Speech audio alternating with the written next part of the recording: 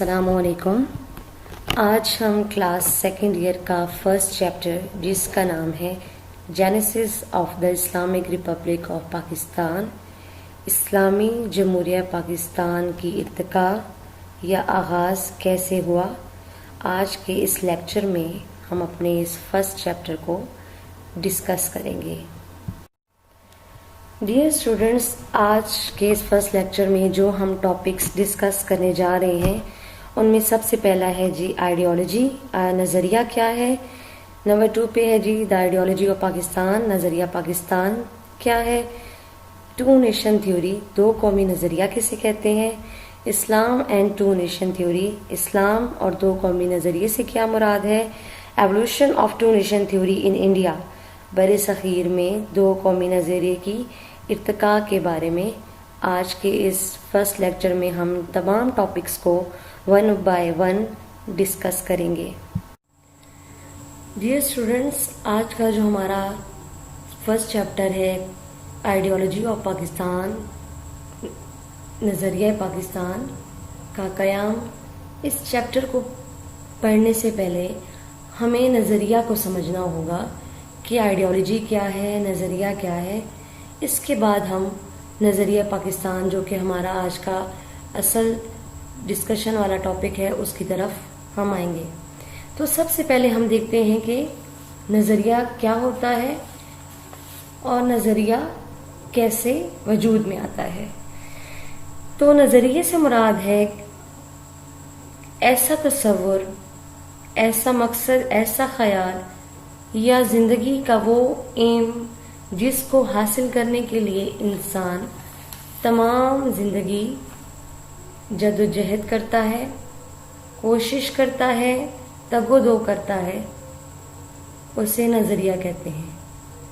और उस मकसद को पा लेना वो अपनी कामयाबी समझता है। ये इंसान का इनफरादी नज़रिया है। अब इज्तमाई नज़रिया क्या है। किसी भी कौम का नस्बुल-ऐन या बुनियादी मकसद नज़रिया कहलाता है, और ये ही नस्बुल-ऐन किसी भी कौम की मकसद ज़िंदगी होता है।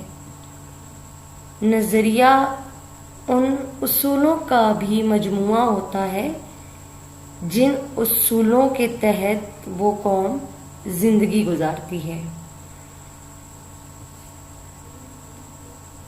जैसा कि स्लाइड में आइडियोलॉजी की डेफिनेशन बताई गई है कि द सोशल और political programme of any movement that becomes the collective objective of any nation is called ideology. यानी नज़रिया क्या है। नज़रिए में वो तमाम कवायद व ज़वाबित मौजूद होते हैं जो किसी कौम की तरक्की के लिए ज़रूरी होते हैं, और उस कौम की तरक्की और कामयाबी के लिए नज़रियात बड़ी अहमियत के हामिल होते हैं। और कोई भी कौम अपने नज़रियात की बदौलत ही कामयाबी हासिल करती है और नशोनुमा पाती है। दूसरा क्या है कि ideology means such an M according to which human beings plan about their future is called ideology. यानी नज़रिया से मुराद वो मकसद है जो मैंने अभी आपको बताया, जिसके तहत इंसान अपने मुस्तकबिल के बारे में कोई प्लानिंग करें, उसको नज़रिया कहते हैं। यानी नज़रिए से क्या मुराद है कि नज़रिया किसी सोच, किसी फिक्र, किसी ख्याल का वो नाम है जो लोगों को ज़िंदगी के मसाइल हल करने के लिए और उस कौम को तरक्की की तरफ ले जाने के लिए जो प्लानिंग की जाती है ان مسائل کو حل کرنے کے لیے جو منصوبہ بندی کی جاتی ہے اس کو نظریہ کہتے ہیں.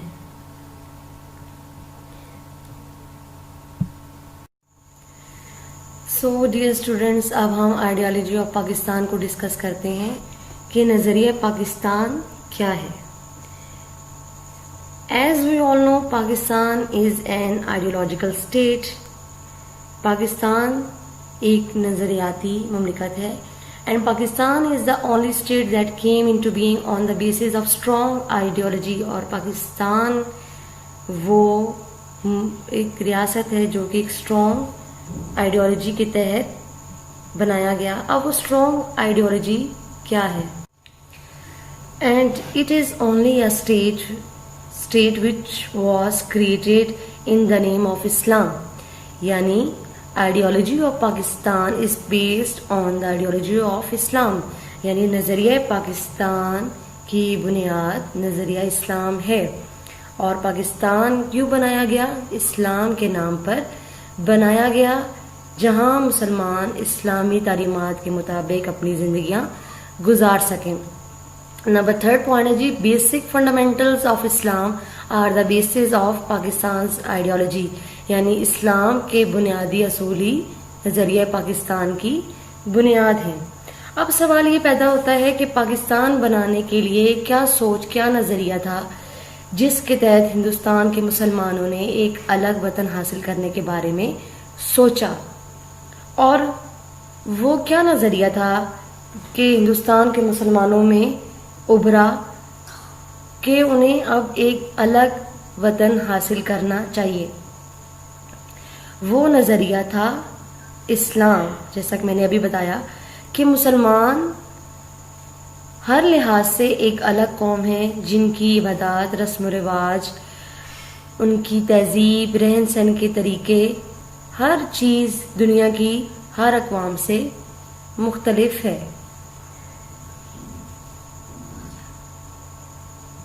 اسی کو نظریہ پاکستان کیا. اب سوال یہ پیدا ہوتا ہے کہ کیوں بر صغیر کے مسلمانوں نے ایک الگ وطن حاصل کرنے کی بنیاد ڈالی. تو یہ دیکھتے ہیں ہم کہ بر صغیر میں مسلمانوں نے تقریباً 1000 سال تک حکومت کی، اور جب ان کی حکومت تھی تو وہ اپنی تمام زندگیاں آزادانہ بسر کر رہے تھے اپنے مذہب کے مطابق. لیکن جب مسلمانوں کی حکومت کا زوال شروع ہوا تو آہستہ آہستہ پورے ہندوستان پہ انگریز قابض ہو گئے، انہوں نے قبضہ کر لیا. حالانکہ انگریز تجارت کی غرض سے ہندوستان آئے تھے.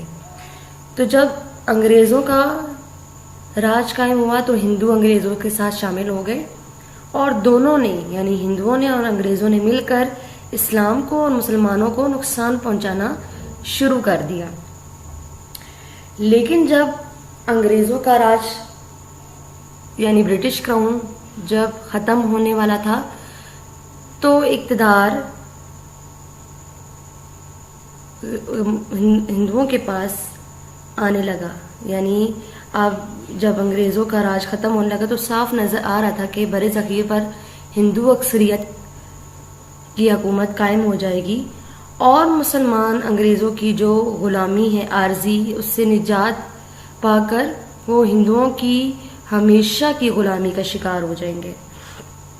تو اس غلامی سے بچنے کے لیے بر صغیر کے مسلمانوں نے ایک الگ وطن حاصل کرنے کے بارے میں سوچا، ایک الگ وطن حاصل کرنے کی بنیاد ڈالی تاکہ وہ اپنی زندگیاں اسلامی اصولوں کے مطابق گزاریں، دین اسلام کے مطابق گزاریں. اب الگ وطن حاصل کرنے کی وجہ کیا تھی؟ دین اسلام. یعنی نظریہ پاکستان کی بنیاد نظریہ اسلام ہے. یعنی مسلمان اپنی زندگیاں قرآن اور سنت کے مطابق گزارنا چاہتے تھے. اس کے لیے انہیں ایک الگ وطن حاصل کرنے کی ضرورت تھی، اور یہی ضرورت نظریہ پاکستان بنی، جس کے تحت انہوں نے پاکستان حاصل کرنے کی بنیاد ڈالی. اور وہ بنیاد کیا تھی؟ دین اسلام. یعنی اسلام کے مطابق مسلمان اپنی زندگیاں گزارنا چاہتے تھے، اور نظریہ پاکستان کی بنیاد کیا بنی؟ دین اسلام۔ سو اسٹوڈنٹس، اب ہم اپنا next topic two nation theory اس کو سمجھتے ہیں کہ دو قومی نظریہ کیا ہے۔ دو قومی نظریہ سے مراد دو قوموں کا نظریہ۔ اصل میں دیکھیں کہ نظریہ پاکستان کی جو بنیاد تھی نا، وہ دو قومی نظریہ ہی تھی۔ اب دو قومی نظریہ کیا ہے اور دو قومی نظریہ کی بنیاد کیسے پڑی؟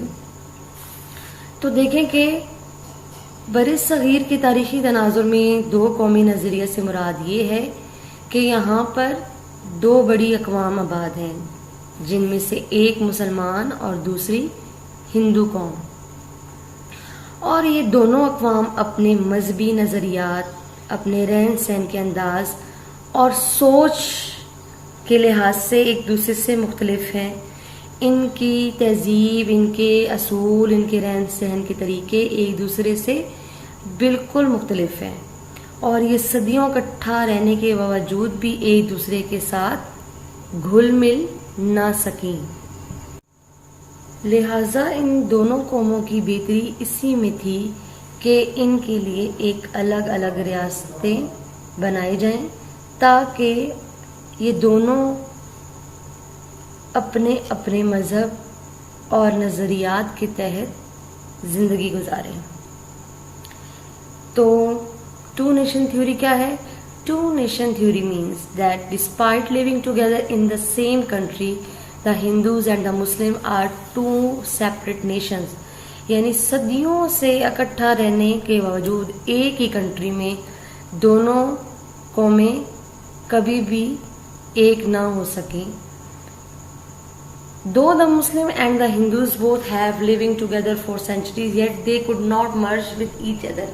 یعنی صدیوں اکٹھا رہنے کے باوجود دونوں ایک دوسرے کے ساتھ گھل مل نہ سکیں، کیونکہ دونوں قوموں کے نظریے مختلف تھے، اور